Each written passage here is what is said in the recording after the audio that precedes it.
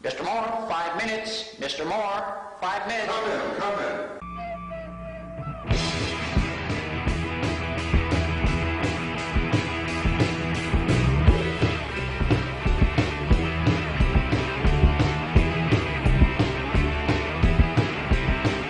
Shredding.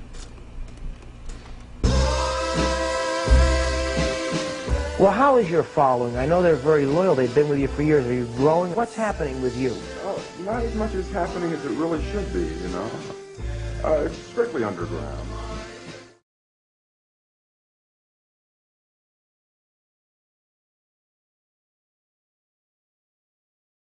It's hard to say. I mean, in the beginnings, you think in the beginning, it's always been a balancing act as far as trying to figure out whether I prefer to be home, I like to stay home, and underground, and all of that. But you know, it is total contradiction because I want the world, you know. So they both come into hand.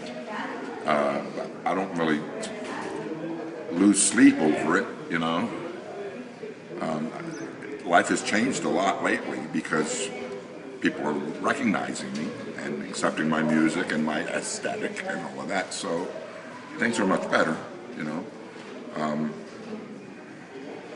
Sometimes maybe I don't think about the world fame because of all this. It's really hard work, you know. And I've gotten a really late start and starting to really get something going. So sometimes I think no more tours, you know. I'll stay home and I'll do Skype interviews or something like that. And I mean, there's websites now where you can give a full performance through the internet. Of course, that's not quite the same thing as being in the room with the artist.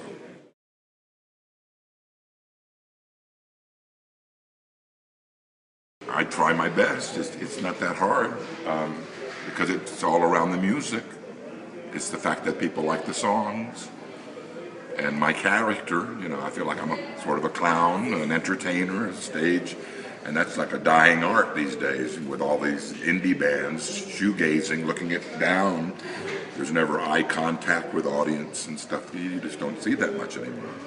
And in some ways, that's kind of corny.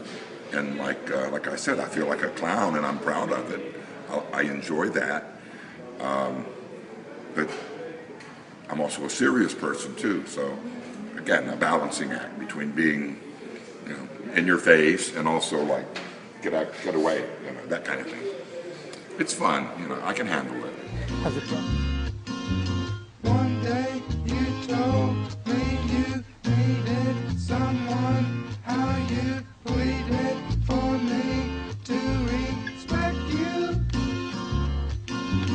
I can't respect you, I'm sorry, but I just want your body open and mute for my fingers that smell how it lingers. You should like the pleasure.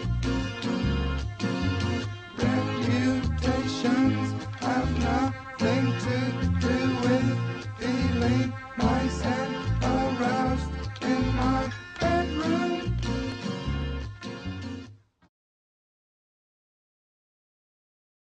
Well, I don't make music as much as I used to, and that's part of my story too, because I have been so prolific for so many years and decades. I have all of this back catalog, and I'm very happy about that. That's like I'm not pressured, you know. I'm not pressured to make new music.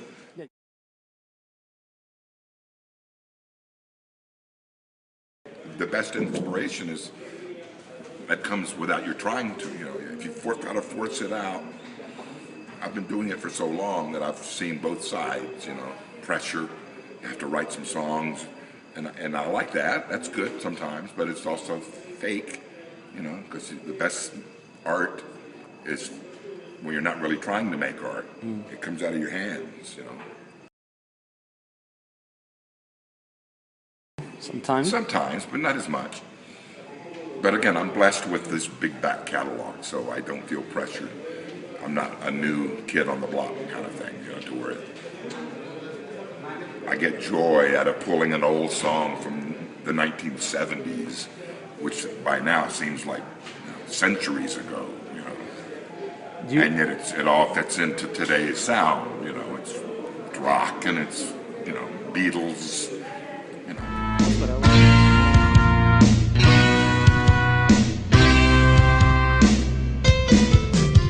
Going to destroy myself today, if that's okay. I don't know what's real, what's the deal, where am I gonna go? Going to the Holocaust parade.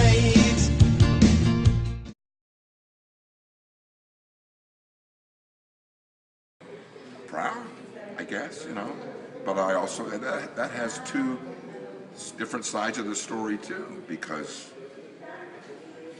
I have kind of paid my dues, and new bands that maybe are influenced by me and make me feel good, proud, but it's also, are they just copying me, or do they have their own vision, And I'm all about individuality. You have to be, indie and independent also have to mean original, not copy, And we live in a world where, you see it everywhere, where mainly for money, people will copy something else. And I'm a true original, and I always have been, and I stick to my guns with, I like a band better if they had something new.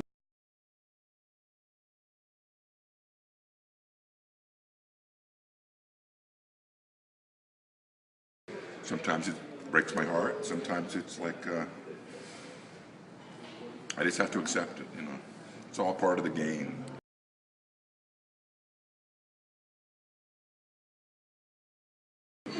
You mean my friend who made the film? Yeah.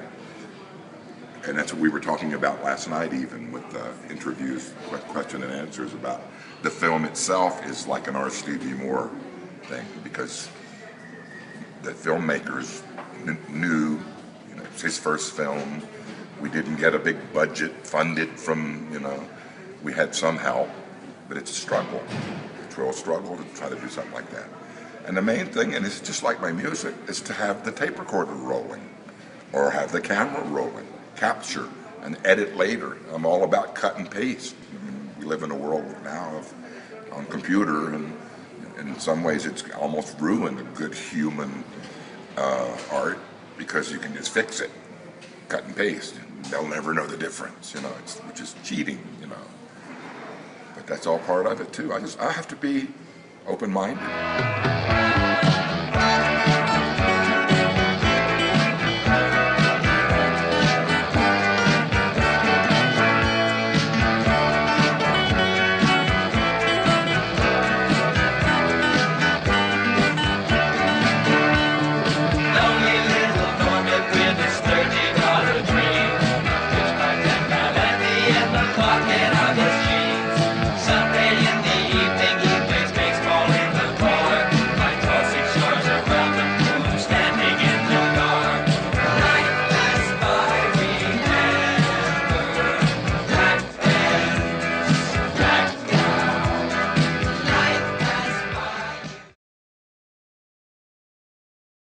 I have a hard time. It's 85 minutes long, so I get restless.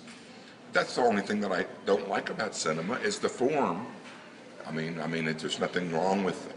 You could say that about a 3-hour movie, like, oh man, it's too long, I forgot what it even started with. It's been so long, So that's life too, trying to make things concise, and editing is very important.